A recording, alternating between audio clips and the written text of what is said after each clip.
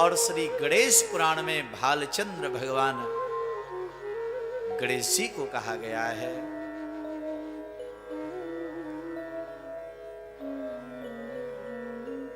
व्यास जी ने पूछा, हे ब्रह्मा जी, अब मुझे जरा ये बताओ किस प्रकार से भालचंद्र इनका नाम हुआ।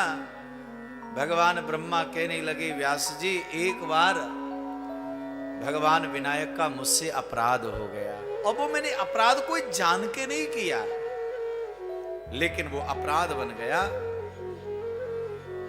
महर्षि भार्गव मुनि राजा सोमकांत को ये कथा सुना रहे हैं। भैया, जिस प्रकार से श्रीमद् भागवत जी में भगवान सुखदेव और राजा परीक्षित का संवाद है, उसी प्रकार से गणेश पुराण में महर्षि भार्गव और राजा सोमकांत का संवाद है। तो ब्रह्मा जी बोले, एकदा गतो राजन कैलाशम गिरिशालयम उपविष्ट सभा मध्ये पश्यन् नारद मागतम। तो कहा, एक समय की बात, कैलाश पर भगवान महादेव बैठे से वामांग जगत जननी पार्वती जी विराजमान हैं, और शिव और पार्वती के गोद में उनके दोनों सुकुमार भगवान विनायक और कुमार कार्तिक विराजमान हैं। देवताओं की सभा लगी है, ब्रह्मादिक देवता बैठे हैं और बड़ा दिव्य संवाद हो रहा है, सब लोग जय जयकार कर रहे हैं। महर्षि भार्गव कहने लगे, राजा सोमकांत, नारद बड़े कौतुकी हैं, बड़े कौतुकी है नारद, कुछ ना कुछ कराते ही रहते हैं महाराज। तो जहां पे बड़ी सुख शांति थी, सब आनंद से हो रहा था, तो नारद जी ने उसे में ही थोड़ा सा महाराज सोचा कि कुछ आनंद लिया जाए।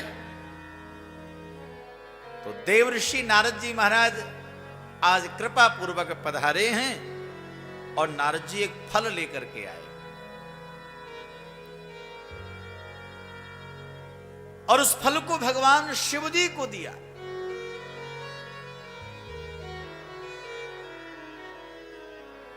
अब शिव जी के हाथ में एक फल है और बालकें दो, तो बड़ी चिंता हो जाए ना महाराज। अब या तो नारद जी को विचार करना था कि अगर मैं फल लेकर के चल ही रहा हूं तो कम से कम दो तो लेकर के चलूं। भाई जिस परिवार में जाने, घर जाने, भाई जितने बालक हैं कम से कम एक एक फल प्राप्त तो हो जाए। अब बालक है वहां दो, और नारद फल लेकर के आए, एक शिवजी महाराज को दिया। अब शिवजी विचार कर रहे हैं, इस फल को आखिर में किसको दूं? अगर मैं कुमार कार्तिक को देता हूं तो गणेश नाराज हो जाएगा, और गणेश को देता हूं तो कुमार कार्तिक नाराज हो जाएगा। शिवजी भी भगवान बड़े अद्भुत विचार करने लगे, भाई अब क्या करें, समझ में नहीं आ रहा है। नारद जी फल लेकर के आगे, किसको प्रदान करूं? तो भगवान शिवजी ने कहा, देखा तो ब्रह्मा बैठे थे, अब ब्रह्मा जी महाराज बड़े बूढ़े भी हैं, वयोवृद्ध भी हैं, सब उनको महाराज प्रणम्य करते हैं। तो महादेव ने कहा, हे महाराज ब्रह्मा, आप बताओ इस फल को मैं किसको दूं, गणेश जी को या कुमार कार्तिक को? बताओ। तेना पूर्वं फलम एकम शंकराय निवेदितम ययाचे गणपस्तत्र कुमारोऽपि न संभवे। हे ब्रह्मा, तुम तो बहुत बुद्धिमान हो, वेदों के ज्ञाता हो, वेद लेकर भ्रमण करते रहते हो, सब देवता दानव तुम्हारी वंदना करते हैं, अब मैं बड़ी समस्या में फंस गया हूं, आप इसका निवारण करें, आप जरा बताओ इस फल को मैं किसको प्रदान करूं। तो ब्रह्मा जी ने महाराज अब विचार किया, शिव जी जब इतनी जय जयकार कर रहे हैं तो तुरंत मुझे निर्णय लेना चाहिए। निर्णय लिया महाराज, ब्रह्मा ने कहा महाराज इस फल को कुमार कार्तिक को दे दो, बड़ा बेटा है और फल का अधिकार पहले बड़े पुत्र को है। तो कुमार कार्तिक को वो फल दिया और वहीं पर महाराज एक बात हुई, चंद्रमा वहां पर था और उसी समय महाराज चंद्रमा वहां पर बैठा था और चंद्रमा भगवान गणेश का जब अपमान हुआ, गणेश जी का उपहास हुआ, अब चंद्रमा जोर जोर से हंसने लगा। अब मजा आया, इनका उपहास हो गया, इनका अपमान हो गया। और महाराज जैसे ही चंद्रमा हंसा, भगवान विनायक ने अपनी दृष्टि को ने टेढ़ा किया, आज वो चंद्रमा क्षीण होने लगा है महाराज।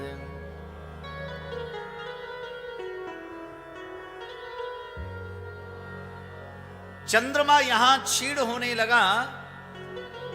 कदाचित् केन दृष्टा स महापातकवान् भवेत, एवं सत्वा गतो देवो निज धाम गणेर्व्रता। भगवान गणेश उस चंद्रमा को शापित कर दिया, चंद्रमा तू श्री विहीन हो जा, तुझे रोग हो जा, तू समाप्त हो जाएगा, तूने मेरा उपहास किया है, मेरा मजाक बनाया है, तुझे गिरना पड़ेगा। चंद्रमा गिरने लगा और भगवान विनायक अपने गणों को लेकर के अपने लोक के लिए प्रस्थान कर गए। ब्रह्मा जी भी चले कि महाराज काम संभालना है, उनका काम है सृष्टि का निर्माण करना, बनाते रहते हैं सृष्टि को। अब ब्रह्मा जी जैसे सृष्टि का निर्माण करें तो ब्रह्मा की बुद्धि को गणेश जी ने बिगाड़ दिया। अब महाराज सांचा बदल गया, हाथ कोई किसी का लगामे, पैर कोई लगामे, धड़ कोई और रख दे ब्रह्मा, तो ना तो वो मनुष्य ही लगे, ना पशु ही लगे, ना पक्षी लगे। अब ब्रह्मा जी ने कहा भाई ये क्या हो रहा है। ब्रह्मा घबराए और ब्रह्मा बड़ी बुद्धिमानी से, बड़ी सावधानी से माना सृष्टि का निर्माण करें, लेकिन सब उल्टा सीधा होने लगा। ब्रह्मा घबराए। अब ब्रह्मा ने कहा भाई कहाँ भूल हो गई। ब्रह्मा समझ गए ये मैंने भगवान विनायक का अपराध कर दिया। ब्रह्मा दौड़े और प्रणाम करके कहा हे भगवान विनायक मेरे अपराध को क्षमा कर दें, कृपा करो। तब भगवान ने ब्रह्मा जी को तो क्षमा कर दिया है, लेकिन चंद्रमा क्षीण होने लगा।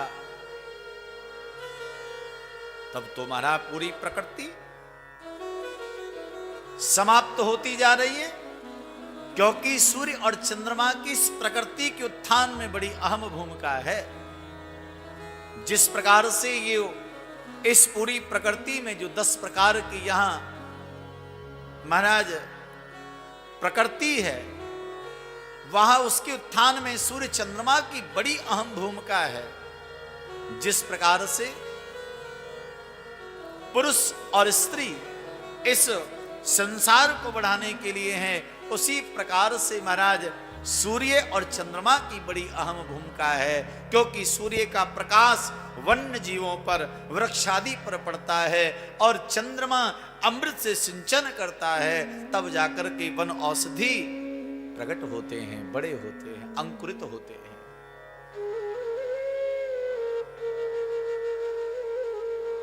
कोई पौधा लगे महाराज उसमें उसके लिए चंद्रमा की चांदनी भी चाहिए और सूर्य का प्रकाश भी चाहिए उसके लिए। सूर्य जो है वो पुरुष तत्व है, चंद्रमा स्त्री तत्व है। इसी प्रकार से जब चंद्रमा ही क्षीण हो रहा है, हाहाकार मच गया महाराज, देवता सब भयभीत हो गए।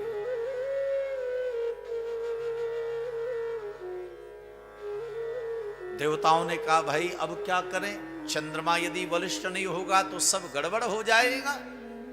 आए हैं त्वम देव देव त्वम देव देव जगता असि वंदनीस्त्वं पासि हसि विनाशि यथेष्ट ईसा। समस्त देवताओं ने कहा, हे भगवान विनायक, आप समस्त मनुष्यों के द्वारा, समस्त देवताओं के द्वारा परम वंदनीय और पूजनीय हैं। हे भगवान, आप अपनी इच्छा से जगत का सृजन, सृष्टि, संहार करने में आप स्वयं सामर्थ्यवान हैं। और एक बात जो यहां पर लिखी है, आप ब्रह्मा विष्णु महेश के भी स्वामी हैं। आप चंद्रमा को क्षमा कर दें और हमारी प्रार्थना को आप स्वीकार करें, जिससे सब ठीक हो जाए, सब बढ़िया हो जाए। ऐसी कुछ कृपा कर दीजिए महाराज आप। और उसी समय महाराज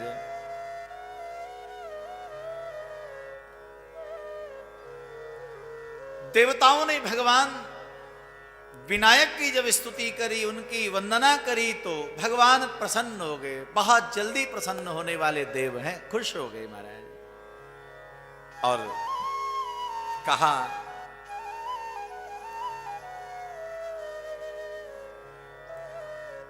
गणेश जी ने कहा कि भाई देवताओं, चंद्रमा को मैंने शाप दिया है, उसे लौटा तो नहीं सकता। नहीं माना, कृपा करनी पड़ेगी। तब उन्होंने कहा कि 6 महीने तक ये दिखेगा नहीं, अदृश्य रहेगा। कहा प्रभु काम नहीं चलेगा। तो कहने लगे वर्ष के 12 महीनों में 3 महीने तक इसका दर्शन नहीं होगा। तो कहा नहीं महाराज, ये भी ठीक नहीं है, अरे आप और कृपा करें। तो कह दिया कि देखो,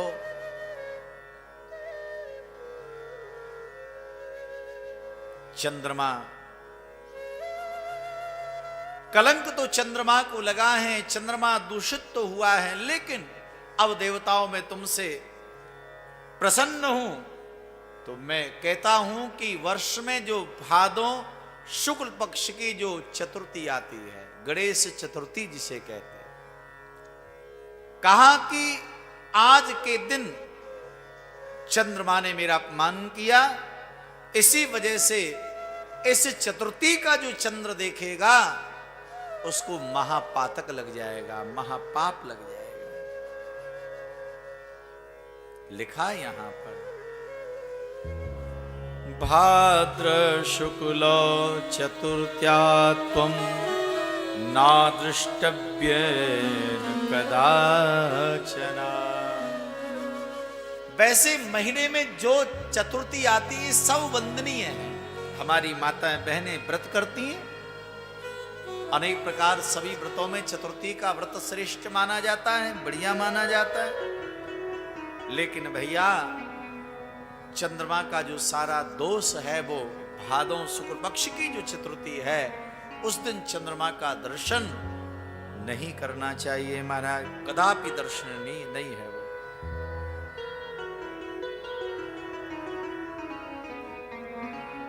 कहा कि इससे ज्यादा और मैं कुछ नहीं कह सकता। देवताए और चंद्रमा को कहा, चंद्रमा तुम्हें धिक्कार है, अरे ऐसे भगवान का तुमने अपमान किया। अरे उनके पास में चले जाओ, अगर उन्होंने कृपा कर दी तो शायद सब ठीक हो जाएगा। तब चंद्रदेव ने भगवान विनायक की बड़ी कठोर तपस्या की, तब भगवान विनायक प्रसन्न हुए।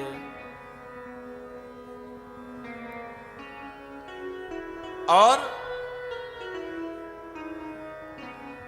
कहा महाराज कृपा करके अब मेरे अपराध को आप क्षमा कर दीजिए। तब भगवान गणेश जी ने कहा, देखो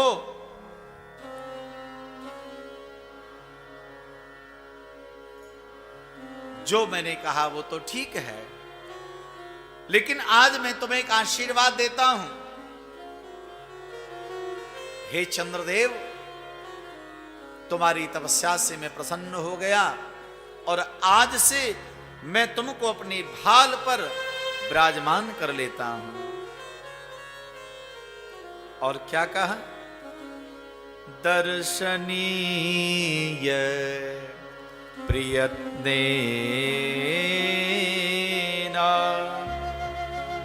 विपरीते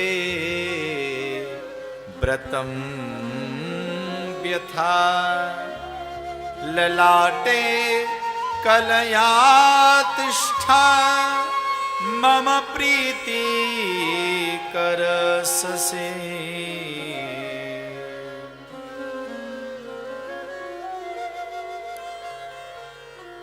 भगवान गणेश कहने लगे, चंद्रमा तुम मन छोटा ना करो, एक कला से आज से तुम मेरे भाल पर विराजमान हो जाओ, और जो भाल चंद्र का नाम लेगा, जो मेरे मस्तिष्क पर तुम्हारा दर्शन करेगा, उसके जीवन में सारे कलंक मिट जाएंगे और वह वंदनीय हो जाएगा।